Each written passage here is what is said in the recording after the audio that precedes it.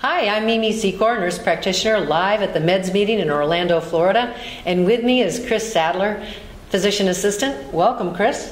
Thank you, Mimi. I heard you did a great presentation this morning on thyroid nodules, and I wondered if you'd just share with our viewers a few high points from that presentation.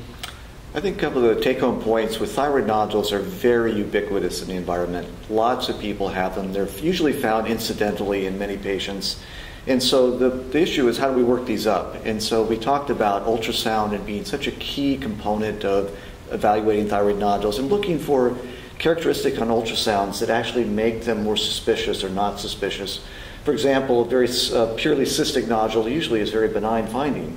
A solid nodule that has calcifications or has increased vascularity or irregular borders around it may be much more suspicious for thyroid cancer. Those need fine needle aspiration for evaluation. What do you think is most underappreciated by clinicians in terms of nodules?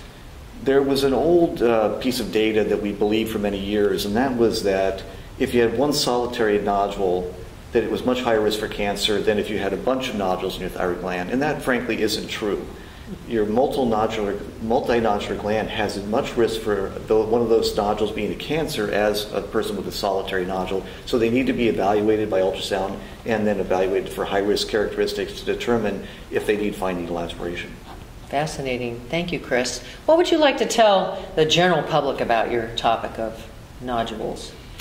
I think the most important take-home point is that though thyroid cancers are increasing, the majority of thyroid nodules are benign. And there should not be a cause of great concern, but they should be evaluated and the appropriate workup should be done. Thank you so much, Chris Sadler. Thanks so much, for joining me. Thanks for having me.